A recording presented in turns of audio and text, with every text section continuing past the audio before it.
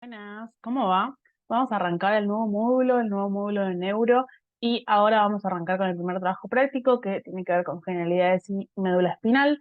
En este primer trabajo práctico vamos a ver todo lo nuevo de neuro, que son un montón de conceptos nuevos que vamos a usar durante toda la cursada, y también vamos a charlar un poquito sobre la médula espinal, que es la primera parte del sistema nervioso central que vamos a ver, ¿sí? Es muy importante que nos familiaricemos con los temas nuevos, con las generalidades, que le demos mucha atención a ciertas palabras, para cuándo las usamos, a cierta terminología. Eso es lo más importante. Y lo mismo la parte de imágenes también, porque vamos a empezar a ver muchas imágenes de diagnóstico por imágenes también, ¿sí? Entonces, la idea de este primer video va a ser hacer como medio una introducción a el módulo de neuro con algunos conceptos y con charlando un poquito sobre el sistema nervioso en general, y también un poquito sobre los nuevos términos de situación que son nuevos también, justamente. Todo es nuevo en neuro. Bien. Bueno, vamos arrancando primero con la división que podemos tener del sistema nervioso. Nosotros podemos tener dos divisiones del sistema nervioso, una anatómica y una funcional. ¿Y eso se basa a qué?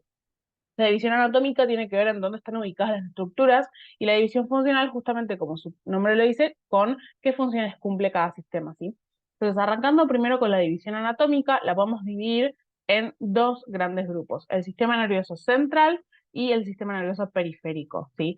¿Cuál es la diferencia entre uno y el otro? La ubicación. El sistema nervioso central va a estar ubicado en la línea media del cuerpo y va a estar protegido por lo que sería la columna vertebral y por el cráneo, ¿sí? Entonces van a ser las estructuras como la médula espinal, que está adentro está contenida por el conducto vertebral, o sea, la médula está adentro del conducto vertebral, o sea, está cuidado, por así decirlo, por las vértebras, por toda la columna, y el encéfalo, que va a estar adentro del cráneo. El encéfalo posee tres porciones a grandes rasgos, que es el tronco del encéfalo, el cerebelo y el cerebro, que ahora en un ratito lo vamos a ver, ¿sí?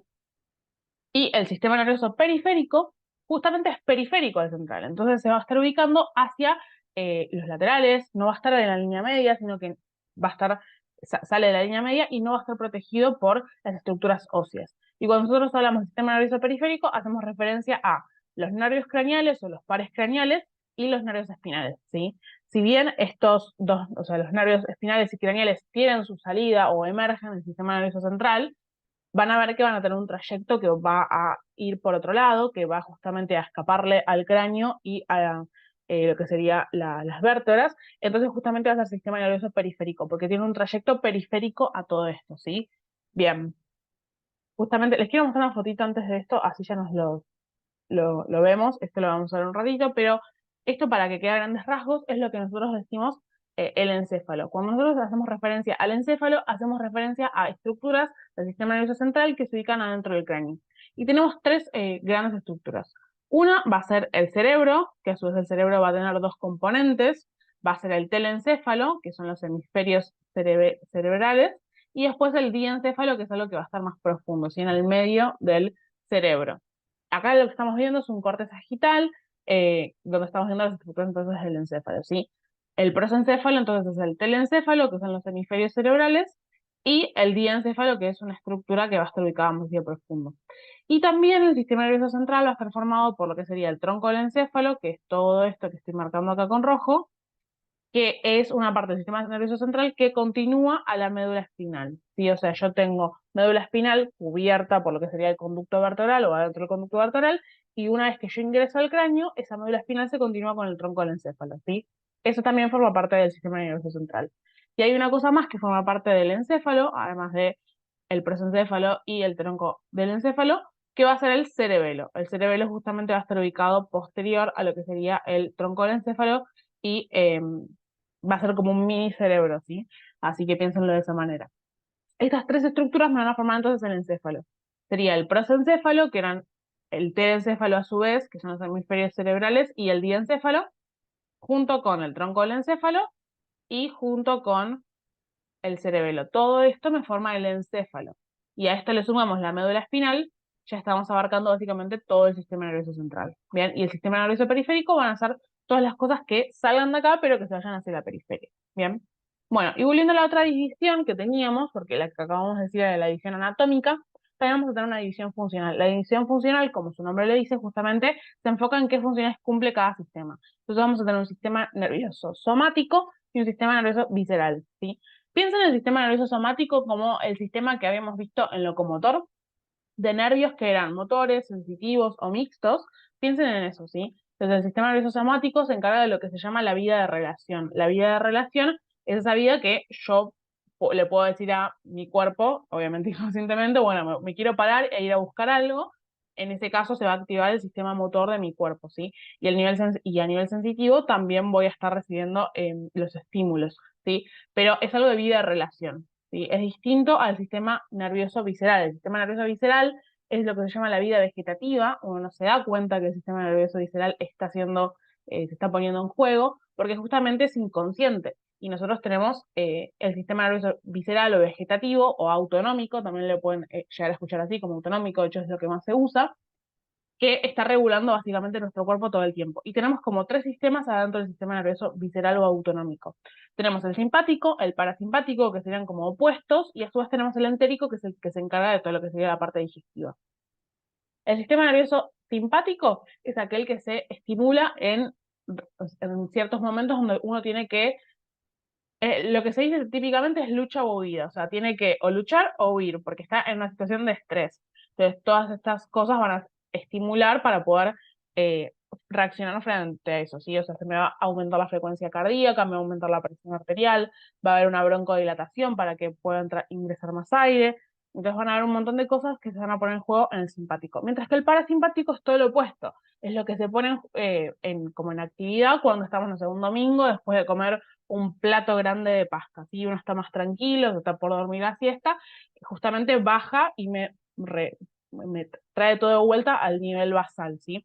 Entonces serían como los opuestos, pero no es que está activo uno y el otro no está activo, sino que es como un juego que se van regulando uno y el otro, ¿sí? Esto lo vamos a ver un poquito mejor cuando veamos sistema nervioso autónomo en su propia clase que tiene, pero por ahora es como el grande rasgo que tienen que saber, que tenemos sistema nervioso somático, que es el de la vida de relación, que a su vez lo podemos dividir en motor y sensitivo, acuérdense del locomotor, los nervios del locomotor, y el sistema nervioso visceral o autonómico, que es la vida vegetativa y que es inconsciente, ¿sí? Y que a su vez lo podemos dividir en simpático y parasimpático, que son como los dos extremos, y el entérico, ¿bien?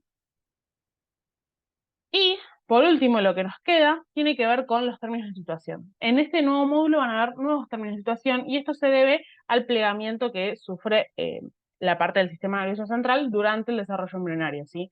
Entonces, va a haber una parte que los términos de situación van a ser parecidos a lo que veníamos usando en locomotor y en esplagno, sin embargo, le van a cambiar los nombres y a su vez va a haber una nueva parte que no va a tener como mucho sentido con lo que veníamos charlando, y esto tiene que ver con el plegamiento del embrión, ¿sí?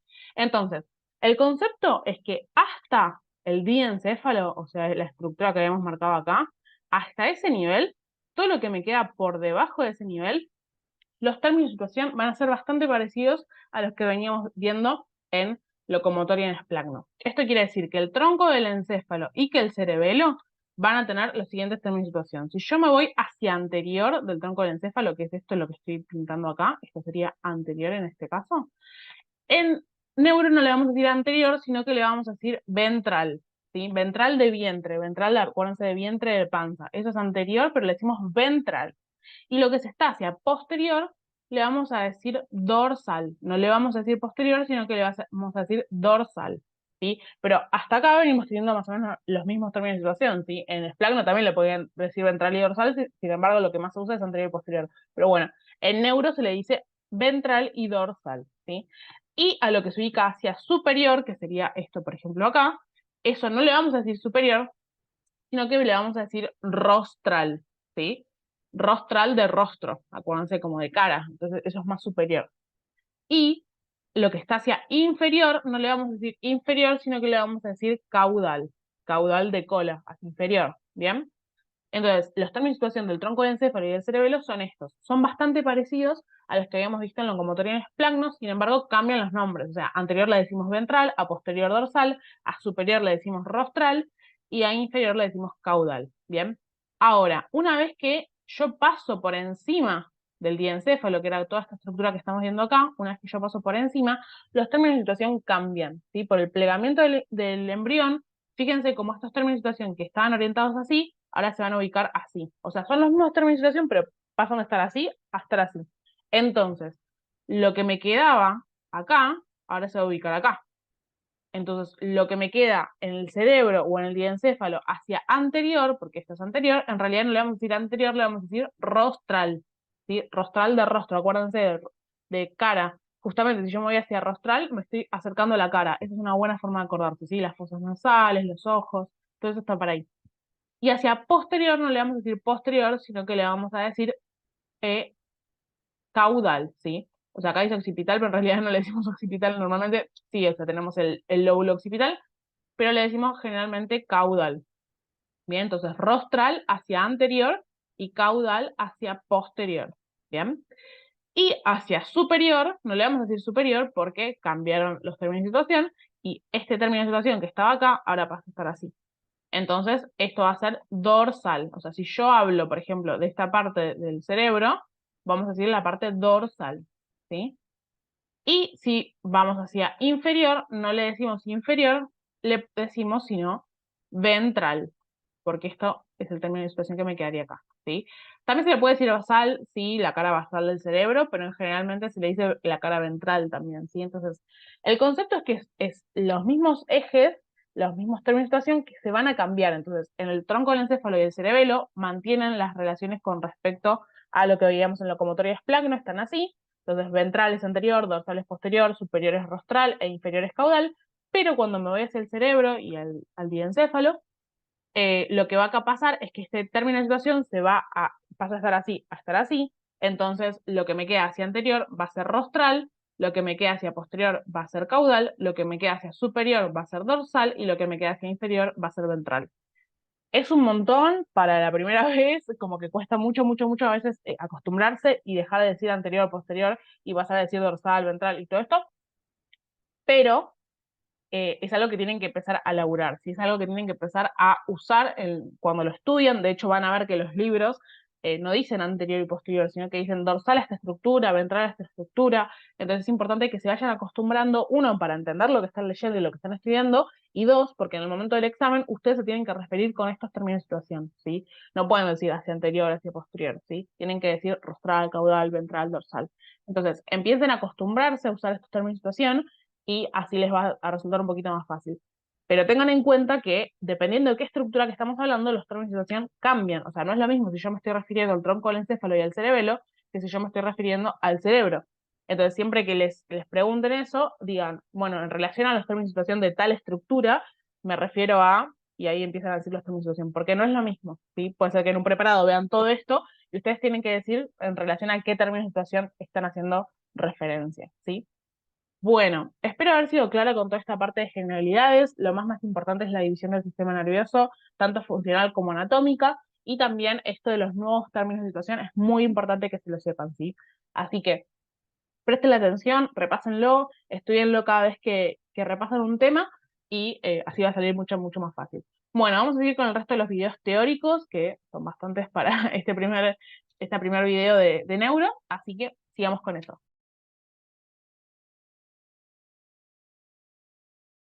Continuamos con lo que serían las neuronas. Vamos a hablar dos, tres palabras, esto lo vemos más en esto, pero hay un par de conceptos que está bueno que conozcan en anato, que capaz se los pueden preguntar y por eso los vamos a repasar acá. Bien, bueno, lo que nosotros tenemos que saber en anato de neuronas, básicamente es un poco lo que ya saben, ¿no? Que cada neurona está compuesta por un cuerpo o soma, que sería este que se ve acá, con el puntero, ahí va. Cuerpo o soma. En su interior, este cuerpo contiene un núcleo y, bueno, todo el resto de las organelas que contiene una célula, ¿no? Em, y de este soma van a salir prolongaciones. Depende del tipo de neurona, que ahora vamos a hablar un poquito de eso, las prolongaciones se van a disponer de manera distinta. En esta ocasión vemos una célula, una neurona que contiene el soma, el núcleo y muchas prolongaciones más cortas, denominadas dendritas, y una prolongación central más larga, que es la denominada axón. Este axón está recubierto por mielina, ¿m? Que esta mielina permite que todo el impulso que deja por la acción sea de manera más rápida, ¿no? Y en el medio de estos capuchones de mielina, los nódulos de Ranvier. ¿Mm? Y después, bueno, el axón termina en botones terminales donde hacen sinapsis, una sinapsis neuromuscular o sinapsis con otra neurona en cuestión. Entonces, cada neurona, vamos a ver que se pueden clasificar de varias formas. Por ejemplo, por su tamaño del axón, neuronas de axón corto, de axón largas, neuronas sin axón, eh, según cómo están posicionados sus prolongaciones, que es lo que vamos a ver ahora, según su función, según qué tipo de neurotransmisores sintetizan, ¿no? Pero una de las clasificaciones que vemos en Anato es este tipo de clasificación según su disposición de las prolongaciones. Entonces, acá tenemos tres tipos de neuronas. La neurona A es la denominada monopolar. Ahora medio que se dejó de usar ese término. Ahora en vez de decir monopolar, se la llama pseudomonopolar. ¿Mm? Después la B, que es la bipolar, y la C, que es la multipolar. ¿Mm? La célula A, la monopolar, tiene una sola prolongación del cual se desprenden dos prolongaciones, denominadas dos axones, pero que se desprenden del mismo polo de la célula. Por eso antes se la llamaba monopolar, ahora se la llama pseudomonopolar, porque se comporta como una monopolar, pero tiene dos prolongaciones. Después la bipolar tiene dos polos, de cada polo sale una prolongación. ¿Mm? Y la C, que es la multipolar, tiene una prolongación central, que es el axón, y muchas prolongaciones pequeñas, que son las dendritas. Esta neurona pseudomonopolar, por ejemplo, es la neurona que se encuentra en el GARD, en el ganglio anexo de la raíz dorsal.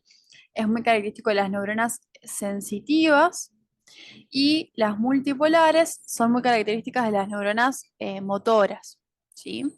Que tienen un axón principal que se encarga de inervar al músculo. Y las bipolares son más características en las neuronas de asociación, en las interneuronas, ¿sí? Obviamente cualquiera puede estar en cualquier lado, pero en términos generales esta es la disposición. Después, bueno, básicamente el axón puede conectar, como ya dijimos, con otra célula, con otra neurona, ¿no? O con una célula muscular, porque justamente sabemos que la función de las neuronas, al fin y al cabo, es producir la contracción muscular, ¿sí? Entonces, acá vemos, por ejemplo, una sinapsis, ¿m? De un axón neuronal con un músculo. Por ejemplo, esto podría ser también otra neurona. Y esta es la brecha sináptica, que es donde se comunica el axón le pasa los neurotransmisores a esta otra célula para mandar distintas señales. Estos neurotransmisores pueden ser varias moléculas y dependiendo de la molécula es como que cada molécula se encarga de enviar un mensaje. Hay moléculas que son estimuladoras, hay moléculas que son inhibitorias, ¿sí? Por ejemplo, le puedo pasar acetilcolina. La acetilcolina es la típica de la neurotransmisión muscular, ¿sí? De una neurona que le manda acetilcolina a un músculo. Acetilcolina favorece la contracción. Puede ser glutamato, puede ser GABA, puede ser eh, adrenalina, noradrenalina, ¿sí? Hay muchos tipos de neurotransmisores, no es algo que tengan que saber ahora, después los van a ver beneficios, pero esto es como una breve introducción. Así que estas son las dos palabras que tienen que conocer de neuronas en anato. Bien, seguimos con el resto de los videos. Cualquier duda pueden consultar por el grupo de WhatsApp.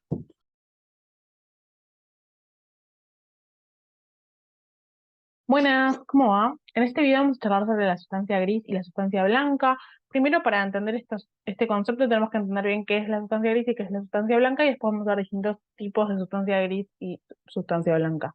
La sustancia gris es toda parte del sistema nervioso que contiene somas neuronales, ¿sí? Acuérdense que los somas neuronales era esa parte de la neurona, el cuerpo neuronal, en donde justamente se encontraba el núcleo. Entonces, toda la sustancia gris va a tener somas neuronales y por eso va a tener ese aspecto de gris, ¿sí?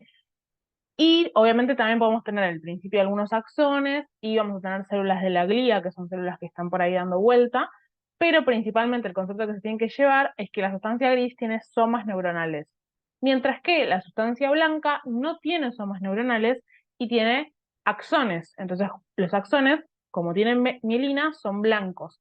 Eso me genera que sea sustancia blanca. Entonces, sustancia gris, somas neuronales, sustancia blanca, axones y células de la glía presentan ambos, ¿sí? Tanto en la sustancia gris como en la blanca. Ahora vamos a ver cómo se pueden disponer la sustancia gris y la sustancia blanca.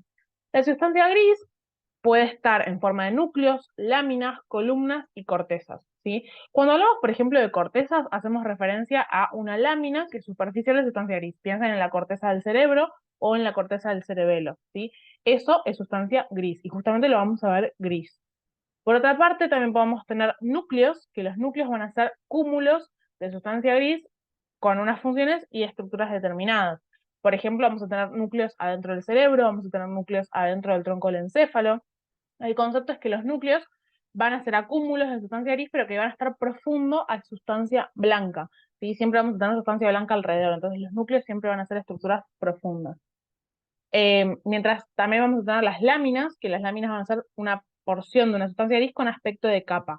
Un ejemplo de esto puede ser, por ejemplo, las láminas que vamos a encontrar en la médula espinal, que tienen ciertos números, que esto lo vamos a ver mejor en médula espinal, pero tenemos las láminas que van a tener como un aspecto de capa, que al corte yo lo voy a ver las láminas ahí, ¿sí? También vamos a tener columnas que van a estar sustancia gris, que se disponen de manera vertical. Y cuando yo eso lo corto, eso se va a ver como astas. Eso también podemos poner el ejemplo de la médula espinal. Las astas de la médula espinal es sustancia gris, y o sea, tiene somas neuronales. El concepto más importante de todo esto que acabo de decir es que ustedes se acuerden que la sustancia gris la podemos encontrar de todas estas maneras. Podemos encontrar núcleos, láminas, columnas y corteza, y que cuando nosotros nos referimos, por ejemplo, decimos la corteza o la lámina o una columna o un núcleo, hacemos referencia a que eso es sustancia gris, a que eso tiene somas neuronales, ¿sí? Por otro lado, tenemos la sustancia blanca, que no tiene somas neuronales, sino que tiene axones, y lo podemos encontrar de distintas maneras. Lo podemos encontrar como un tracto, como un fascículo, como un lemnisco y como un cordón. Un tracto, esto lo vamos a ver mucho en vías de conducción, en la clase de vías. Un tracto, o también se le puede decir haz, es un conjunto de fibras nerviosas con un trayecto que es paralelo y que tienen destinos similares. Por eso mismo, en las vías de conducción, vamos a ver que vamos a tener tractos, porque son todas axones que viajan con el mismo trayecto y que van para el mismo lado, ¿sí? Por otra parte, vamos a tener un fascículo, que un fascículo son tractos que son más pequeños, así que es medio lo mismo que un tracto, solo que es más chiquito. Y también podemos tener lemnisco. El lemnisco es un fascículo que tiene forma de cinta aplanada, ¿sí? Y acá vamos a tener unas fibras más diferenciadas. Esto también lo vamos a ver en algunas vías, y vamos a tener lemniscos en algunas vías. Y por último tenemos el cordón, que el cordón es una parte de sustancia blanca, en la médula espinal específicamente, entre las astas medulares. Vamos a ver entonces que la médula espinal se va a organizar en cordones, la sustancia blanca, y en columnas, o en realidad le vamos a decir astas de sustancia gris, ¿sí? Esto lo vamos a ver mejor en la clase de médula espinal, ¿sí? Pero el concepto que quiero que se lleven de acá es que si decimos lemnisco, piensen en sustancia blanca; si decimos columna, piensen en sustancia gris, ¿sí? Como que les vayan sonando estos conceptos en relación a si sustancia blanca o sustancia gris. Y por otra parte, un concepto muy, muy importante que nos tenemos que llevar de acá es el tema de las vías de conducción. Tenemos que empezar a entender qué es una vía de conducción, y igual lo vamos a ver mejor en la clase de vías. Una vía de conducción son un conjunto de neuronas que están interconectadas, que van a llevar una información con una dirección determinada. O sea, son todas neuronas que me van a cumplir la misma función y que están justamente conectadas una detrás de la otra, por eso es una vía de conducción, porque son varias neuronas, y que transportan la información hacia un lado específico, ¿sí? Esto igual lo vamos a cerrar un poquito más cuando veamos vías de conducción, ¿bien? Por último, lo que le quería mostrar en esta clase tiene que ver con los tipos de fibras de sustancia blanca que podemos tener. Decir la verdad, fibras de sustancia blanca es medio a veces redundante, porque siempre que hacemos referencia a fibras hacemos referencia a sustancia blanca, pero bueno, generalmente se le dice así, es medio la costumbre. Tenemos tres tipos de sustancia blanca que podemos encontrar. Por una parte tenemos las fibras de asociación, por otra parte las fibras comisurales y por último las fibras de proyección. Es importante que sepan eh, cuál sería la definición de cada tipo de fibra y un ejemplo de cada uno. Bien, esto se los pueden llegar a preguntar, es bastante tomado. Esto igual lo vamos a repasar en otra clase donde ya veamos algunas fibras en específico, algunos fascículos, pero bueno, por ahora está bueno que tengan el concepto. Una fibra de asociación es una fibra que justamente, como su nombre me lo dice, me asocia, es decir, me está conectando dos regiones del sistema nervioso. Lo típico son, por ejemplo, estas fibras que estamos viendo acá, que me están conectando un giro, que es, básicamente es un giro, es una porción así de cerebro que pega la vuelta, con otro. O también me puede conectar un lóbulo con otro. Entonces vamos a tener fibras cortas que me conectan un giro con otro giro del mismo lóbulo y fibras largas que me van a conectar giros que van a estar en distintos lóbulos. O sea, algo me puede estar conectando el lóbulo frontal con el lóbulo occipital. ¿Sí? Por eso, de hecho, tenemos una fibra que se llama el fascículo fronto-occipital inferior. Así que hay ese tipo de fibras. Entonces, una fibra de asociación sería, por ejemplo, el fascículo arcuato. Hay múltiples que vamos a ver mejor en otra clase, pero el concepto es que me conecta partes de un mismo hemisferio. Fíjense que estas fibras de asociación no cruzan hacia el lado contralateral, porque acá estamos viendo el lado derecho y acá estamos viendo el lado izquierdo. Pero lo que sí estamos viendo es que me están conectando giros, o me pueden llegar a conectar lóbulos de un mismo hemisferio, ¿sí? Por otro lado, las fibras comisurales sí me conectan de un hemisferio al otro, o sea, del izquierdo al derecho o del derecho al izquierdo. Entonces, una fibra comisural pasa la línea media y me conecta con el hemisferio contralateral. Un ejemplo típico de esto, que es de hecho es el que estamos viendo acá, este es el cuerpo calloso. El cuerpo calloso es la fibra comisural por excelencia. También tenemos, por ejemplo, la comisura anterior, la comisura posterior, sí, esas también son fibras comisurales. Por último, vamos a tener fibras de proyección. Las fibras de proyección me van a estar conectando niveles más superiores con niveles más inferiores, o sea, me van a estar proyectando la información. Y ejemplos típicos de esto tenemos la cápsula interna. ¿Sí? La cápsula interna es esta parte que estamos viendo acá, que justamente me está conectando todo lo que serían los hemisferios cerebrales con el tronco del encéfalo, ¿sí? Y por eso sería un nivel más inferior de información. Y es muy importante la cápsula interna para el tema de las vías de conducción, porque sí o sí las vías que van a estar atravesando el tronco del encéfalo tienen o que llegar o que salir del cerebro, de los hemisferios cerebrales. Entonces, la cápsula interna es muy importante para conectar estos dos niveles y por eso se llama que es de proyección, porque me está llevando de un lugar al otro. ¿Bien? Bueno, espero haber sido clara con el concepto de fibras. Recuerden qué es sustancia blanca, qué es sustancia gris. Recuerden los tipos de sustancia blanca y sustancia gris que tenemos, qué es una vía de conducción. Y por último, recuerden esto de los tipos de fibras. Recuerden cuál sería la definición, cuál sería un ejemplo de cada una. Y esto igual lo vamos a ver un poquito más en el futuro, pero está bueno que les vaya sonando, ¿sí? Bueno, vamos a seguir con el resto de los videos teóricos de neuro. Vamos a hablar de qué es el arco reflejo. Ese es un tema bastante interesante de neuro. Después lo van a ver más en fisio. Eh, es un poco de integración de nervios espinales y de médula espinal. ¿M? Así que está bueno, es muy interesante y es un poco también de anatomía aplicada. ¿M? Básicamente el arco reflejo es, como su nombre lo dice, la expresión de un reflejo. ¿Qué ocurre cuando en nuestro cuerpo se manifiestan los reflejos? Un reflejo es una respuesta automática, ¿no? Es decir, una respuesta que nosotros no controlamos. No la controlamos, ¿por qué? Porque no llega a la corteza cerebral. Todo lo que llega a la corteza cerebral nosotros lo podemos controlar. Pero todo lo que no llega, hay un montón de conexiones nerviosas que no llegan nunca a la corteza y que se regulan solas. Nosotros no las controlamos.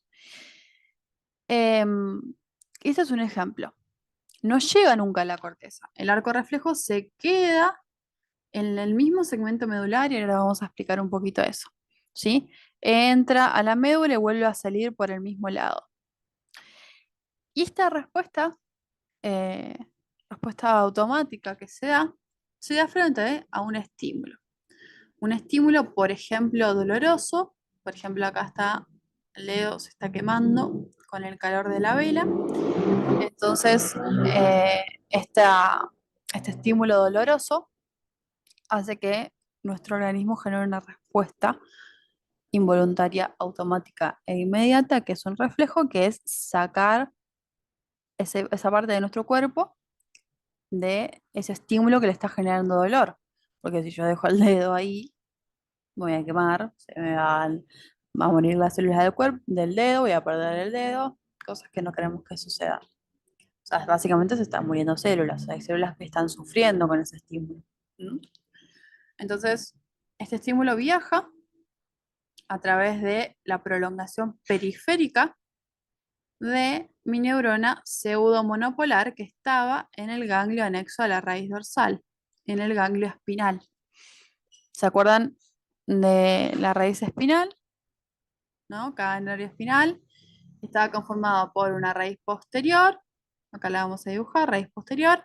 Esta raíz está anexa a un ganglio, ganglio espinal, donde estaban misomas neuronales. Y mi raíz anterior, que sería esta, que está emergiendo del surco anterolateral de la médula espinal, que es eferente. Y acá se conforma el nervio espinal. Entonces, el estímulo viaja por la prolongación periférica de la neurona pseudomonopolar del ganglio anexo a la raíz dorsal. Llega al nervio espinal correspondiente, la nervio espinal que inerva esta parte del cuerpo. Ingresa entonces por la raíz posterior del nervio espinal correspondiente. Llega al soma neuronal ubicado en el ganglio espinal y después sigue viajando por la prolongación central de esta neurona hasta ingresar por el surco posterolateral, perdón, al interior de la médula espinal, ¿no? Al asta posterior de la médula espinal. Y estos axones van a contactar con una motoneurona que está en el mismo segmento medular. Fíjense que yo estoy en el mismo segmento, hasta posterior hasta anterior. Ingresa por el asta posterior y contacta con la motoneurona que se ubica ahí en el mismo lugar, en el asta anterior. Y le envía señales. Y esta motoneurona entonces va a mandar señales por su axón. Este axón viaja emerge de la médula por el surco anterolateral, forma parte, viaja por la raíz anterior del nervio espinal, después el mismo nervio espinal, y llega a través de este nervio espinal a un músculo, para darle la señal a este músculo de que se contraiga. Entonces este músculo se contrae, en este caso el bíceps, y produce la flexión del antebrazo. ¿Para qué? Para sacar a mi mano de este estímulo doloroso. Entonces, la flexión es el reflejo para sacar a la parte de mi mano que está recibiendo este estímulo doloroso y que está matando neuronas de esa parte del cuerpo. ¿Mm? Ese es el arco reflejo monosináptico. Monosináptico porque este arco solamente requiere una sinapsis. Pero en realidad ningún arco reflejo es monosináptico. Todo arco reflejo tiene ciertas neuronas que lo regulan. Por ejemplo, fíjense que acá también está marcando otra sinapsis, ¿sí? A su vez también esta prolongación central hace sinapsis con una interneurona. Esta interneurona va a regular a esta neurona motora. Y a su vez también va a inervar a otra neurona. A ver si acá se ve mejor. Bueno, no se ve. Pero bueno, básicamente yo acá tengo también otra neurona motora. Se los voy a dibujar en violeta. Yo acá tengo otra neurona motora. Esta neurona motora que yo tengo acá es la que se encarga de inervar el músculo tríceps, por ejemplo. O sea, el músculo antagonista de este movimiento. ¿Por qué? Porque yo para realizar un movimiento requiero de dos músculos. El que va a ejercer el movimiento, que es el que se contrae, pero también necesito que el músculo antagonista de ese movimiento se relaje. Yo necesito en este caso que el tríceps se relaje. Entonces, este arco reflejo no solamente envía señales a la motoneurona del músculo que se contrae para que el músculo se contraiga, sino también envía señales a través de una interneurona para inhibir a esta motoneurona que inerva el músculo antagonista del movimiento que yo quiero realizar para que este músculo se relaje. ¿Se entiende? Por eso ningún arco reflejo es monosináptico completamente. Pero bueno, si ustedes les preguntan arco reflejo o reflejo miotáctico o reflejo monosináptico, ustedes solamente tienen que explicar lo que explicamos antes. Este estímulo, cómo se recibe el estímulo, por dónde viaja, siempre cuando sean más bien precisos en cada parte del nervio espinal, viaja por el nervio espinal, por la raíz posterior, ingresa por el surco posterolateral, el asta posterior de la médula espinal. Siempre cuando sean más precisos en cada parte del trayecto, es como mucho más detallista. Explican solamente esta sinapsis y después cómo se inerva al músculo que va a realizar la acción para que la parte que está siendo estimulada se aleje del estímulo doloroso. ¿Mm? Pueden agregar que en realidad ningún arco es monosináptico, que hay otros tipos de sinapsis, por ejemplo esta, ¿sí? También este arco reflejo recibe cierto estímulo de vías superiores, ¿sí? Es regulado, regulado para que esté aumentado o esté disminuido de tono, ¿sí? Eh, pero es algo que escapa a esta clase, que después vamos a ver más cuando veamos eh, cómo es vías, la vía corticoespinal y demás. Bien, así que esto fue todo por lo que sería arco reflejo o reflejo miotáctico. Acá les dejamos otra fotito que capaz es un poco más esquemática si quieren. Acá ven el estímulo, pintado todo en celeste, en azul. Y acá les está hablando de la parte eferente. Fíjense, la 2 es la interneurona, la 3 es la motoneurona. ¿Mm? El 4 les está mostrando el músculo, ¿no? O sea, acá la sinapsis con el músculo. Eh, y bueno, eso sería todo un poquito el arco reflejo o arco monosináptico o reflejo miotáctico. ¿Sí? Es un poco lo mismo. Este reflejo no solamente ocurre cuando eh, ocurre un estímulo doloroso. También, por ejemplo, vieron cuando eh, tocamos, acá por ejemplo está hablando de la piel, ¿no? El reflejo doloroso, pero acá está esquematizando también cómo ocurre cuando se estira un músculo, que es también lo que se ve a simple vista. Eh, por ejemplo, cuando ustedes percuten con un martillo en el tendón rotuliano y vieron que el reflejo que se produce es su pierna se mueve, ¿no? La extensión de la rodilla. Eso es porque ustedes, al tocar el tendón de acá, lo que están haciendo es estirar el tendón.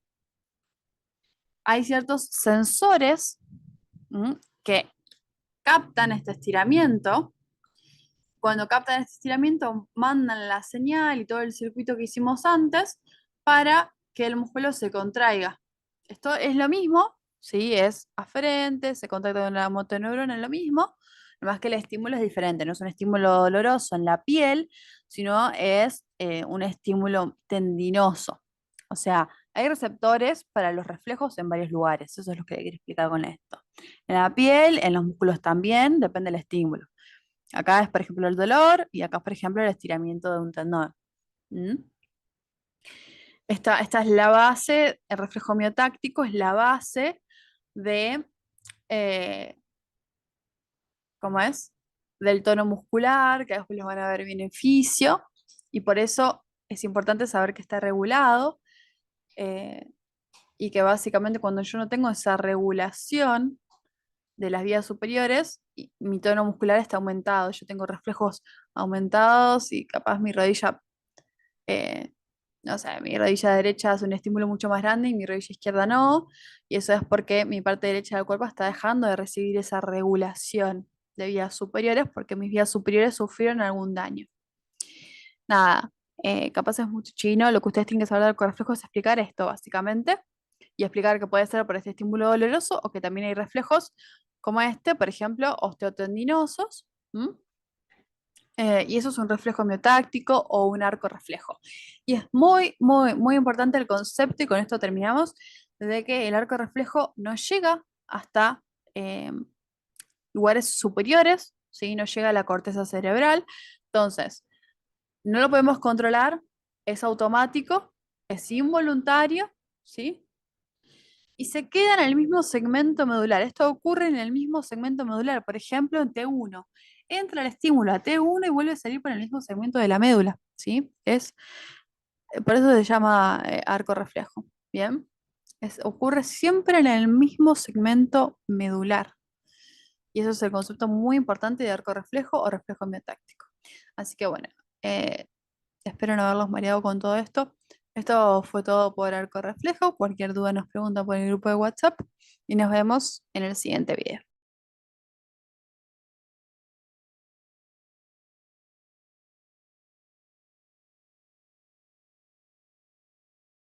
Buenas, ¿cómo va? En este video vamos a charlar sobre las generalidades del diagnóstico por imágenes en neuro y también un poquito sobre la médula espinal, pero principalmente nos vamos a estar enfocando en cómo identificar los distintos tipos de estudios que vamos a ver en neuro, ¿sí? Vamos a arrancar primero con este cuadro comparativo que está bueno como para repasar algunas cosas y aprender otras nuevas. Los tipos de estudio que vamos a ver son estos, principalmente la tomografía y la resonancia magnética. El tema es que la resonancia magnética tenemos como tres formas distintas de verla. Una es ponderada en T1, otra es ponderada en T2 y otra es una resonancia magnética de tipo FLAIR o FLAIRE, como le quieren decir, pero generalmente se le dice FLAIR.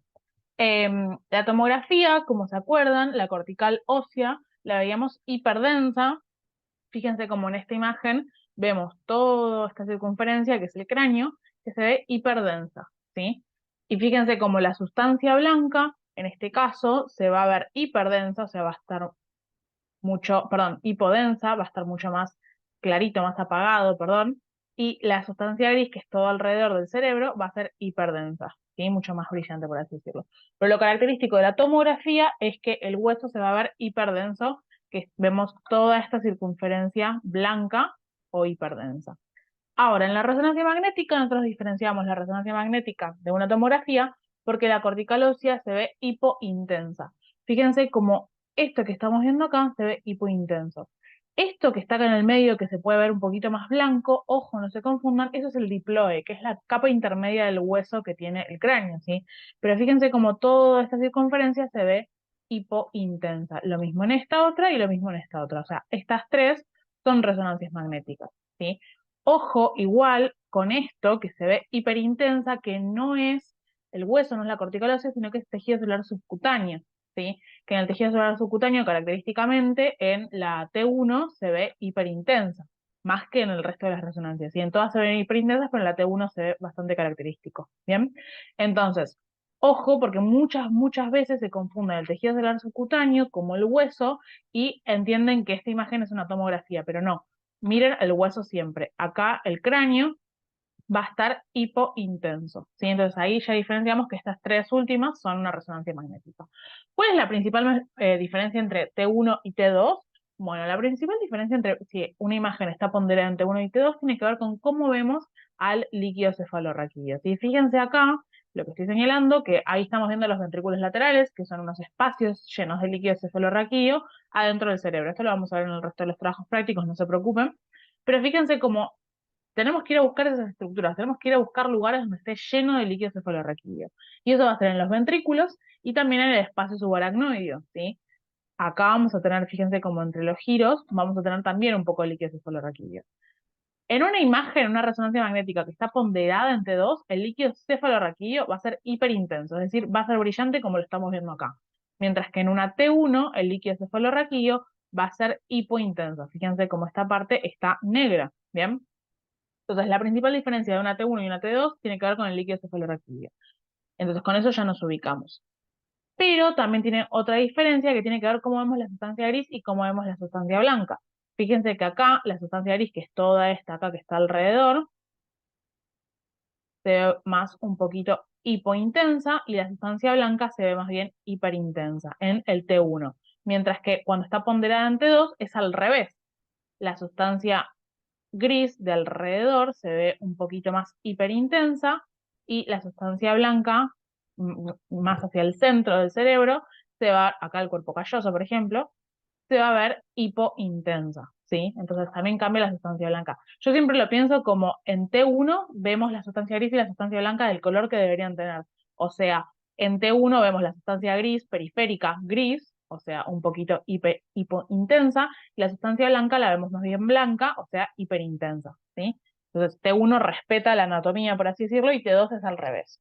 Ahora, aparece un nuevo estudio que tal vez antes no le habíamos dado mucha atención, mucha bola, que es la resonancia FLAIR. La resonancia FLAIR es básicamente, miren, es como una T2, porque la sustancia blanca se ve negra, se ve hipointensa, y la sustancia gris periférica se ve blanca, se ve hiperintensa, pero la diferencia es que el líquido cefalorraquídeo que vemos acá se ve como una T1, o sea, el líquido cefalorraquídeo es hipointenso, ¿sí? Entonces, siempre piensen que la resonancia magnética es como una T2 por el tema de la sustancia gris y la sustancia blanca, o sea, los colores están invertidos, la sustancia blanca se ve más bien negra y la sustancia gris se ve más bien brillante, pero el líquido cefalorraquídeo es como una T1, o sea que es hipointenso, ¿sí? Es otra forma distinta de ver los estudios, no son las más típicas que vemos las FLAIR, pero a veces pueden llegar a aparecer, pero el concepto que quiero que se lleven es que se ve como una T2 sin el líquido cefalorraquídeo brillante, ¿bien? Bueno, ahora vamos a practicar algunas con estas imágenes que estamos viendo acá. Fíjense cómo estamos viendo todos cortes, ¿sí? Porque la principal herramienta que vamos a usar en neuro van a ser los cortes. Y ya hay dos imágenes que se parecen y hay una que es distinta. Estas dos imágenes son parecidas y esta es distinta. Fíjense cómo está la cortical ósea en esta última imagen. Está bien brillante, está hiperdensa. Por lo tanto, esta es una tomografía axial computarizada. ¿Bien? Y también el líquido cefalorraquídeo se va a ver hipodenso. Ahora, en las otras dos imágenes de la izquierda, ambas corticales óseas de esta imagen y de esta otra imagen se ven hipointensas. ¿Cuál es la diferencia? Cómo está el líquido cefalorraquídeo y cómo está la sustancia gris y la sustancia blanca. Fíjense que la imagen del medio está acá. Estamos viendo el líquido cefalorraquídeo hiperintenso. Por lo tanto, eso nos confirma que es una resonancia magnética ponderada en T2. ¿Bien? Ahora, fíjense cómo está la sustancia blanca y la sustancia gris. La sustancia blanca, en este caso, perdón, la sustancia gris, que es periférica, va a estar como más blanca, por así decirlo, y la sustancia blanca central, que estamos viendo acá, el cuerpo calloso, por ejemplo, va a estar más bien oscurito. Entonces, es al inverso de lo que pasa normalmente anatómicamente, ¿sí? Mientras que en la T1, que es la imagen de la izquierda, nos damos cuenta que es una T1 porque el líquido cefalorraquídeo está hipointenso, o sea, está negrito. Pero fíjense cómo la sustancia gris y la sustancia blanca se mantienen con esos colores. La sustancia gris periférica, que es la corteza que estamos viendo acá, se ve gris, y la sustancia blanca, más bien central, se ve blanca justamente, ¿sí? Entonces, recuerden cómo nos damos cuenta. Primero, cómo distinguimos una resonancia de una tomografía con la cortical ósea. En la tomografía se ve hiperdensa. Y cómo diferenciamos dentro de una resonancia que ambas tienen la cortical ósea hipointensa. Acuérdense que esto que está acá es tejido celular subcutáneo, no es cortical ósea, siempre se lo confunden eso. Entonces, ambas resonancias están con la cortical ósea hipointensa. ¿Cómo lo diferenciamos? Principalmente por el líquido cefalorraquídeo. Si el líquido cefalorraquídeo es brillante, es hiperintenso, es una T2. Si el líquido cefalorraquídeo es más bien oscurito, no brilla, está hipointenso, es una T1, ¿sí? Y a su vez también tenemos otros parámetros que tienen que ver cómo vemos a la sustancia gris y a la sustancia blanca. En la T1, sustancia gris y sustancia blanca se mantiene, o sea, la sustancia gris se ve gris y la sustancia blanca se ve blanca, y en una T2 es lo opuesto, ¿sí? Y acuérdense que acá no les puse una imagen, pero la FLAIR, la resonancia FLAIR, lo que estamos viendo es como si fuese una T2, porque la sustancia gris está blanca y la sustancia blanca está gris, o sea, está a la inversa, pero el líquido cefalorraquídeo se ve como una T1, ¿sí? Está hipointenso. Es un tipo de estudio aparte distinto, ¿bien? Entonces, muy importante esto que se lo acuerden, porque uno, es súper tomado, y dos, siempre que ustedes hablan de un tipo de estudio en el examen, tienen que decir qué tipo de estudio estamos viendo y por qué, ¿sí? Entonces es muy importante que se aprendan a justificarlo y que empiecen a usarlo con todas las imágenes que empiezan a describir, ¿sí? Así cuando llega el momento del parcial ya lo saben decir súper bien.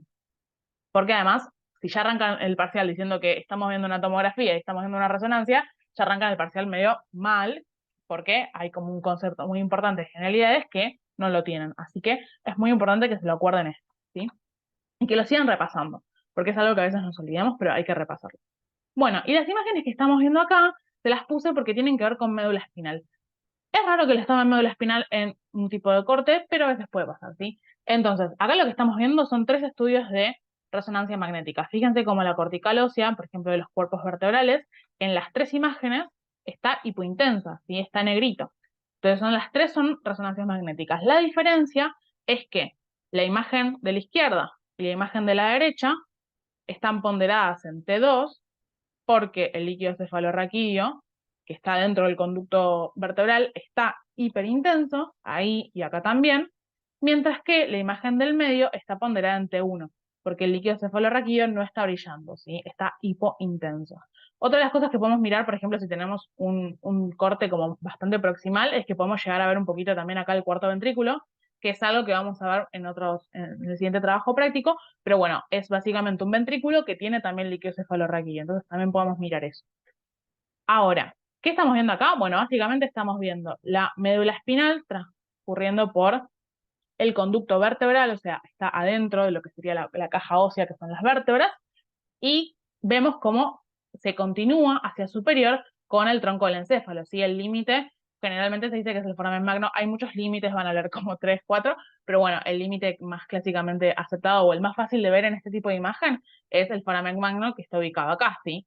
Entonces, si yo me voy para arriba, eso ya es tronco del encéfalo y también podemos ver, por ejemplo, el cerebelo, y si yo me voy hacia inferior, hacia distal, en realidad lo más correcto en neuro ahora es empezar a decirle caudal, ¿sí? Ahí ya estamos viendo médula espinal, ¿bien? Y en la imagen de la derecha lo que estamos viendo es la terminación de la médula espinal, ¿sí? Que estamos viendo ahí, y cómo la médula espinal luego se va a seguir con lo que sería la cola de caballo, que la cola de caballo no son más que las raíces sacras y lumbares que van a continuar a la médula porque recuerden que su salida va a ser mucho más hacia caudal, ¿bien? Y estamos viendo también cómo acá hay un montón de líquido cefalorraquídeo y eso es lo que sería la cisterna lumbar, ¿sí? Que por acá, por ejemplo, vamos a realizar las punciones lumbares. Esto igual lo vamos a charlar mejor en otro video, pero bueno, como concepto que si vemos mucho líquido cefalorraquídeo distal a la médula, eso va a ser cisterna lumbar, ¿bien? Bueno, hasta acá llegó la parte de generalidades y de imágenes y la relación con médula espinal que teníamos que ver para este video. Muy, muy importante poder reconocer una tomografía y una resonancia, y dentro de la resonancia los 3 tipos como de modalidades que podemos usar, la T1, T2 y FLAIR. Le decimos T1 y T2, pero en realidad hacemos referencia a que una resonancia está ponderada en T1 o en T2. ¿Bien? Otra cosa es que yo durante este video a veces usé las palabras brillante, oscuro, negro, blanquito. Bueno, ustedes traten, esto se lo hice para que justamente entendamos lo que estamos viendo, pero empiécense a acostumbrar a usar los términos hiperintenso, hiperdenso, dependiendo de qué tipo de estudio estamos usando. Recuerden que la tomografía siempre usa el término de densidad, mientras que la resonancia usa el término de intensidad. Entonces empiecen a usar esos términos para el momento de estudiar y para el momento de practicar, así cuando llegan al examen no están dudando y no andan en crisis, ¿sí? Pero bueno, es muy, muy importante que entiendan las generalidades de imágenes, porque lo vamos a usar durante todo el resto de neuro, así que eso se lo tienen que estudiar sí o sí. Bueno, vamos a seguir con el siguiente video, que es una aplicación clínica, que es la punción lumbar, que es algo que se hace bastante en la práctica médica, y está bueno que empiecen a saber en dónde se realiza, para qué se realiza, y que vean un poquito de la técnica, ¿sí? Bueno, vamos a seguir con ese video.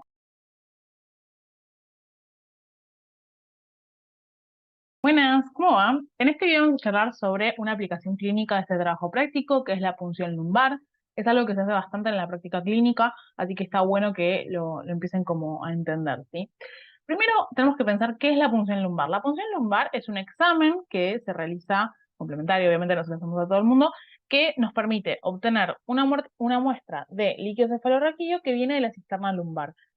Si se acuerdan, la cisterna lumbar iba a estar ubicada, primero, concepto que esto lo vamos a entender un poquito mejor cuando veamos la parte de meninges y cisternas, pero quiero que les vaya sonando el concepto de que una cisterna es una dilatación del espacio subaracnoideo. El espacio subaracnoideo es aquel que se encuentra entre el aracnoides y la pia madre, que son 2 capas de las meninges, y de vez en cuando ese espacio se dilata. Esa dilatación del espacio subaracnoideo se llama cisterna. Tenemos múltiples cisternas, las vamos a ver durante todo el módulo de neuro, pero hay una en relación con la médula espinal, que es la cisterna lumbar, ¿sí? La cisterna lumbar justamente va a estar por debajo de la terminación de la médula lumbar. Acuérdense, de la médula espinal, perdón. Acuérdense que la médula va a terminar a la altura de L1, L2, y si yo voy por debajo de ahí, ya no tengo más médula. lo que tengo es la cola de caballo, que son las raíces lumbares y sacras de los nervios espinales, pero yo ya no tengo la médula espinal, entonces no tengo chances de lesionar la médula. Puedo llegar a tocar un nervio, sí, pero no voy a generar la misma lesión. Entonces, la idea con esta punción lumbar es obtener una muestra del líquido que está en la cisterna lumbar, ¿sí?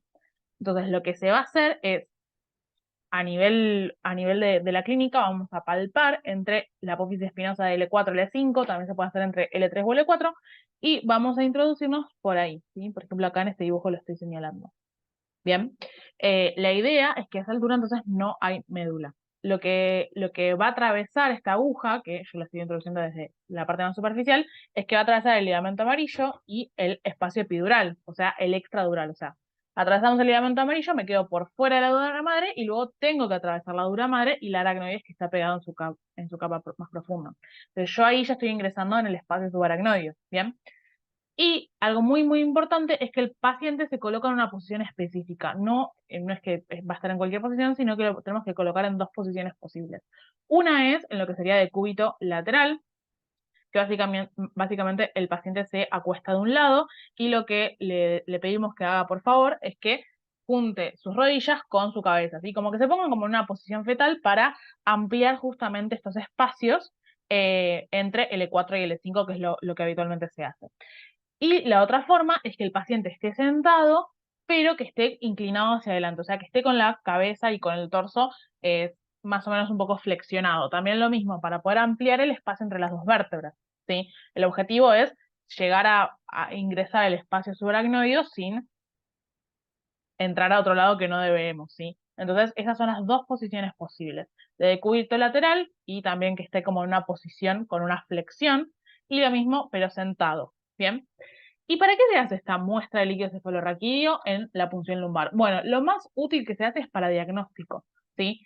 Piensen en casos, por ejemplo, donde tenemos una meningitis, que es una inflamación de las meninges, que en la gran mayoría de los casos se debe a un germen. Entonces, lo que se hace es un análisis o un examen bacteriológico, en donde nosotros buscamos los microorganismos que pueden estar presentes en el líquido cefalorraquídeo, ¿bien? También vamos a hacer un análisis químico, donde evaluamos, por ejemplo, las proteínas, ciertas enzimas que andan por ahí, y también biológico. Por otra parte, es muy importante ver el examen macroscópico del líquido. O sea, cuando sacamos el líquido, lo que hacemos es primero observarlo. El líquido normal tiene un aspecto que es transparente e incoloro, ¿sí? O sea, es muy transparente, de hecho se le dice que es como cristal de roca, porque es muy, muy transparente.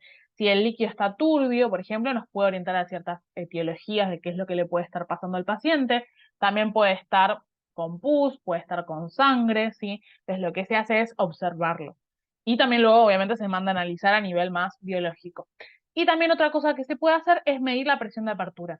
Eso se hace con un tubo alto que se conecta con la aguja que estamos haciendo, y lo que mide es la presión que tiene el líquido cefalorraquídeo adentro del espacio subaracnoideo, ¿sí? Entonces nos da muchísima información sobre cómo está la presión ahí. Eso es también algo que se hace bastante porque tenemos una presión normal y la presión puede estar aumentada, por ejemplo. Y otra de las cosas para lo que se puede llegar a usar es para o sea, ingresar cosas al espacio subaracnoideo. Medio de contraste, medicación o algo muy, muy frecuente que es el anestésico local. Así que si nosotros aplicamos un anestésico local, a esa altura lo que va a generar es que va a haber como, eh, no va a sentir, va a haber una hipoestesia o anestesia de la pelvis y de los miembros inferiores, ¿sí? Entonces es una forma de anestesia muy frecuente que se usa en muchísimos casos, principalmente en cirugía, para evitar hacer una anestesia general porque tiene un montón de riesgos y muchas complicaciones, ¿sí? Entonces tiene un montón de funciones, la función lumbar, principalmente diagnóstica, pero también puede ser terapéutica, ¿bien? O para ciertas cosas que nos van a ayudar con otra terapéutica, ¿sí? Entonces, esto es lo más importante de la punción lumbar. Tienen que saber dónde se realiza, para qué me sirve y qué vamos a hacer con ese líquido, ¿sí? No es tan importante a nivel anatómico. Lo anatómico tiene que ver más con la ubicación entre qué y qué lo hago y que yo me estoy metiendo en la cisterna lumbar, pero sí es interesante esto porque lo van a seguir viendo en sus estudios en el resto de la carrera, y es un estudio complementario que se hace muy, muy seguido, ¿sí? Obviamente no se lo vamos a hacer a todos porque es un poco cruento y es un poco incómodo para el paciente, y también tiene muchísimos, muchísimos miedos en general el paciente y la familia, pero es un estudio que se hace bastante, bastante seguido en la práctica clínica, ¿sí? Bueno, espero haber sido clara. Si tienen alguna duda nos pueden consultar por el grupo de WhatsApp, como siempre. Y ya terminamos con esta parte práctica de este trabajo práctico.